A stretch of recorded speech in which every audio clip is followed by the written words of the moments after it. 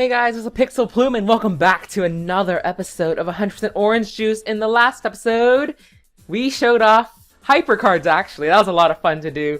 But there's a little, if you noticed in the video, there were quite a few Marie Poppos. Why was that? Well, today we're going to be explaining Marie Poppo, the character, which the game actually had an update when I was doing the hyper video, and they added 2 new characters. We will not be going over them this week because I've barely played with them. But rather, the other event which came with the update is Marie Poppo Intensifies. Poppo Intensifies returns. So, the point of the event was to get 2 different costumes. The first one over here is the sunglasses. Look at how they're pretty rad. They're rad Poppo, but I like the swag Poppo. It's catching on Twitter. Make it a thing. And then we got, no, that's not what I meant. But then we got Pumpkin, that you can just buy that costume, it's no big deal. But this one was hard to get. Dapper Poppo, I'm not a fan of how it looks, but I guess I'll talk about how you get each of these costumes. So, to get the swag, no, I'm just messing it up all over the place. To get this costume, I guess we're gonna go after this, I used the deck. You wanna, like, steal a lot of stars with Marie Poppo's Hyper, which, by the way, let's explain that first of all. So you move to the target unit's panel, and in addition, you steal stars equal to their level. So you can steal up to 50 stars, essentially, at the cost of nothing at any time, because you literally can use it anytime you want, which is crazy. This card is absolutely evil. So that's how you get, I think it's like 1,000 stars if you're playing single player, 300 stars if you're playing online. I don't know if the event's still going on, though. I can't tell. But, yeah, so that's how you get this costume. As for this Dapper costume, you have to kill the boss as the Glasses Poppo 3 times in multiplayer, or 10 times in single player. So, and Marie Poppo, her stats, -1 all around. It's not very good for killing, so you can imagine that's a tough challenge. I'll put both the deck lists I used for this objective in the description below. But, here's a quick look at the deck I used as well. Pretty combat heavy. But, we're just gonna stick to the good old Glasses. I actually like this pink hair a lot. I know a lot of people use it, but okay, if it works, it works. But the deck we're going to be using today is over here. It's pretty much similar to the one I used to get the stars quickly, but Marie Poppo's main strategy is to grind up stars, live long, because with that 7 HP, she has the highest HP of any character. So yeah, so the cards that I put in the deck here are the following. I put Nice Presents, because, you know, who doesn't love to draw 2 cards?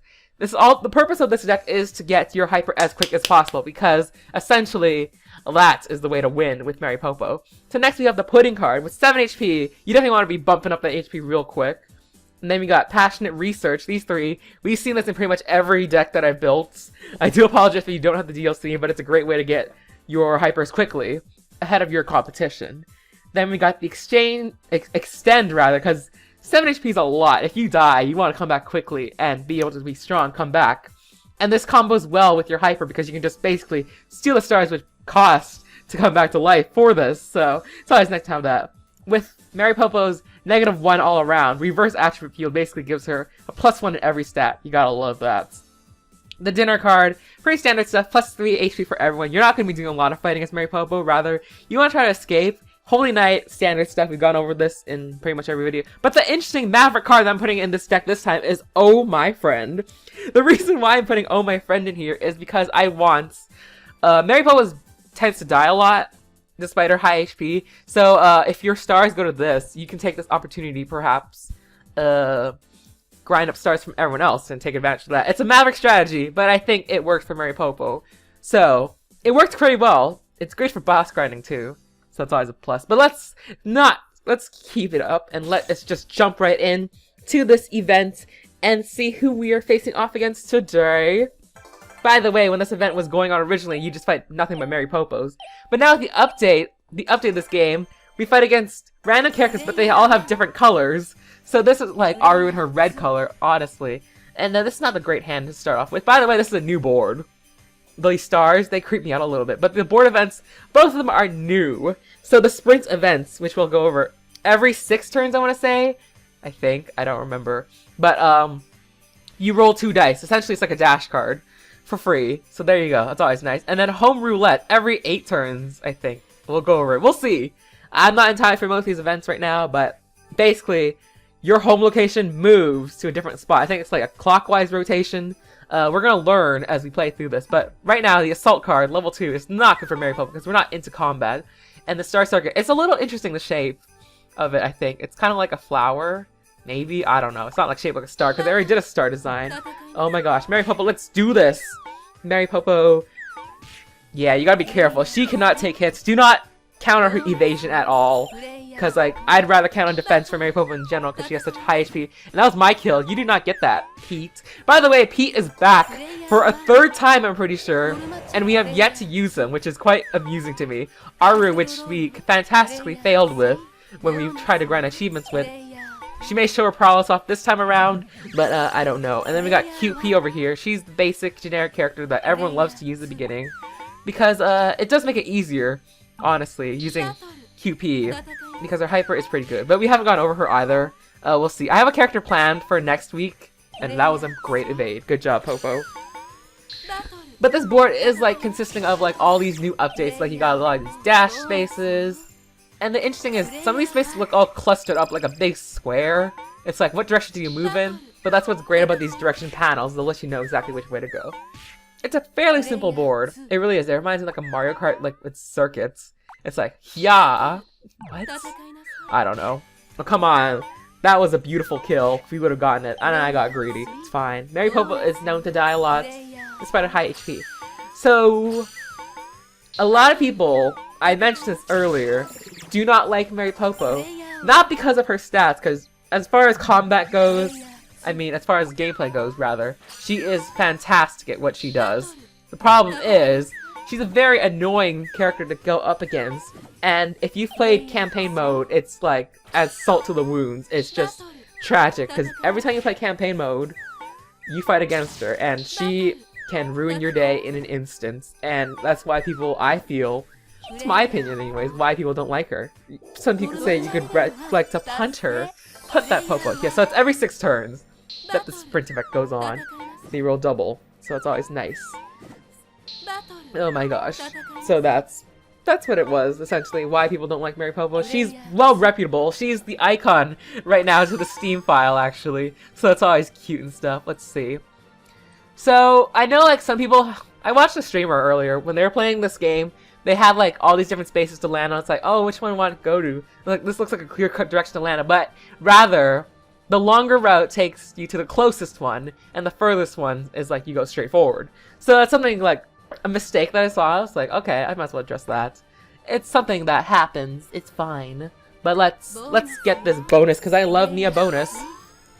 But I'm worried, because I'm close to home, but home is about to change. So you gotta be prepared, these field events, which is why checking information is so vital in this game.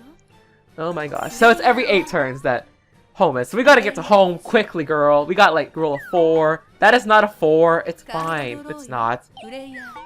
So, we are not gonna get home this time around, but that's okay. As watch. Oh, is it every 9 turns then? That's weird.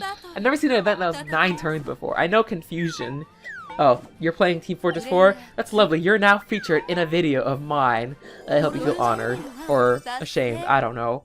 Hope you feel something. Feel good about Team Fortress? I have no idea. But, I don't really have a lot to say about these characters. Oh, there we go. That's the change. That's the change we were looking for. But right now we're gonna use this nice present card. Well, that was a bit of a lag. But, what I've been doing recently with my spare time, in between recordings, because I'm not recording everything in one day like I used to for projects like Pokemon Emerald and 100% Orange Juice.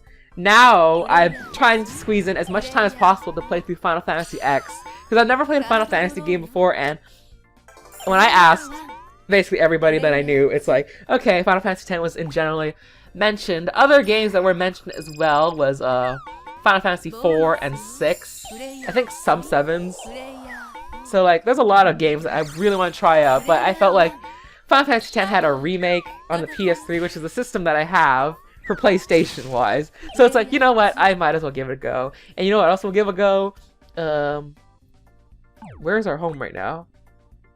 Yeah, we're not going to try it. We're going to try to fight QP and level up. I highly doubt QP can kill us. So, you better bring it, girl. And take that. Yeah! We're level 3 already. That's what I'd like to see. Oh my gosh. So, I'm having a lot of fun playing the game. The plot is quite interesting, I think. It's like something I've seen a lot in JRPGs, I guess just like a trend in general with those games, which I don't mind. It's like, it's fine. It is fine. But I'm getting used to like the battle mechanics a lot. I like the ability spheres that are introduced with it, and that was not good right now. I guess we could pick up the car. Oh, my rule of thumb, which one everyone's furthest, you go the other direction. I do not want to do that. So there you go. Got, oh my friend. Oh my geez. Get out of here. I don't want to deal with you right now. We haven't seen Marie Poppo's hyper right now, which is quite surprising because the thing I've noticed about if you play this kind of game, either you get a lot of hypers or you don't get any hypers at all. It's what I've noticed, especially in these past few videos. Because when I was playing against one of the new DLC characters, Kyoko, actually,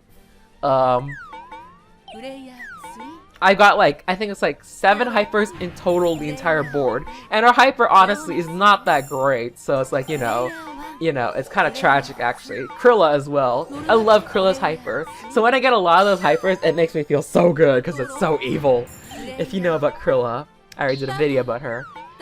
Which is another thing, because like, earlier I did say like, you know, I didn't want to use a character that I'm not that familiar with, but Krilla only recently came out, and yet I used her. I guess because I used her more, and I also like understood the way that she played. These 2 new characters, I'm just trying to wrap my head around because they're just quite unique as characters in this game. And there's the hyper. You'll love to see that beautiful hyper right now. Oh my gosh. But yeah, that's why I used Krilla at the beginning, and like Kyoko, I really wanted to like her, I did. I thought that the +3 defense that she had was quite unique to herself. But at the same time, it's just like, I don't really care much for it. Let's see, what do I want to do right now?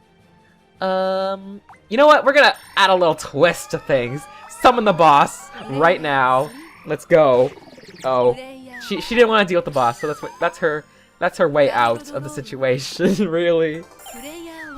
I think if I put that boss card in, I would rather combo with another trap card, which basically basically steals half your stars if you have 50 stars or less in your hand, and no hyper. That's good to know. So I don't need to use my draw card right now.